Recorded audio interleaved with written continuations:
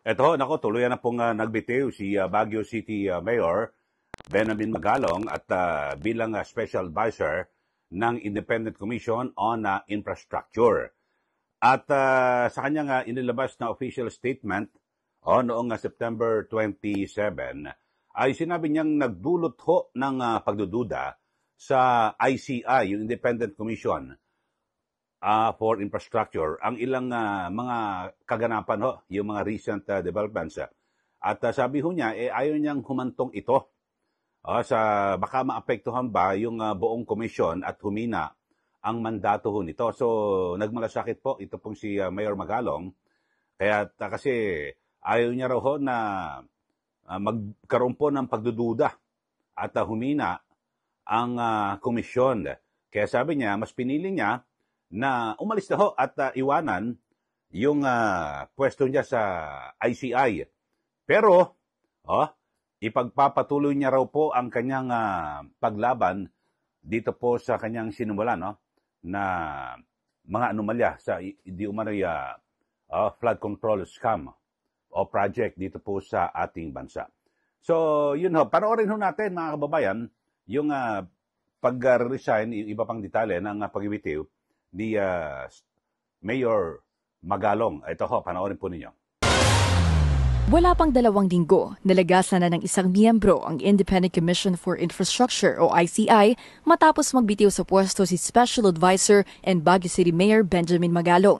Nagpasa si Magalong ng kanyang resignation letter kahapon, parehong araw kung kailan sinabi ng Malacanang na susuriin ng kanilang legal team ang appointment ng alkalde, bunsod ng kabi-kabilang kritisismo sa pagkakatalaga nito. Bago kasi i-anunsyo ng Pangulo ang mga bubuo sa komisyon, ipinangako nito sa publiko na walang uupong government official. Sa kabila nito, nanindigan ng palasyo kahapon na hindi naman lead investigator si Magalong, pero naririnig naman daw ng palasyo ang kritisismo ng publiko.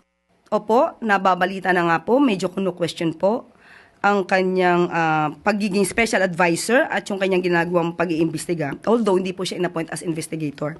Nanggaling na rin naman daw kay Magalong na nauubusan siya ng oras sa Baguio City dahil sa kanyang gampanin sa ICI. Kung may issue po tungkol sa conflict of interest at paglabag sa konstitusyon dahil nagdadalawampung trabaho siya, ang sabi po ng Pangulo ay ipapaaral na ito sa legal team. Maaari raw malipat ng pwesto si Magalong pero kinagabihan, nagbitiw na ito sa pwesto. Sa kanyang resignation letter, pinabulaanan naman ni Magalong na napapabayaan niya ang Baguio City. Pero sa isang speech niya sa Baguio, humingi ng pasensya ang alkalde dahil pansamantala niyang napabayaan ang Baguio. I've never been so busy in my entire life. Ngayon lang. I would like to apologize to each and every one of you if I cannot perform my task as your mayor of the city of Baguio. It's not an easy task, believe me. It's very challenging and it is very dangerous as well. Fighting all these very powerful and moneyed people in our country today. Ang dahilan ng kanyang pagbibitiw, nagkakaroon na raw kasi ng pagdududa sa credibility ng komisyon. Nasa ICI man daw siya o wala, ipagpapatuloy niya daw ang anya crusade against corruption dahil ang bawat pisong ninanakaw ng mga salarin ng flood control scandal na ito ay pagtatraidor sa bayan. Wala pang pahayag ang palasyo pero ayon kay Presidential Communications Office Secretary Dave Gomez, nakakalungkot ang pagbibitiw ni Magalong. Paalala nito, hayaang kumilos ang ICI ng malaya. Ayon naman sa Duterte-led PDP, ang resignation ni Magalong ay nagpapakita ng kahinaan ng Administrasyong Marcos. Para sa Agenda Weekend, Ivy Reyes, Billionaire News Channel.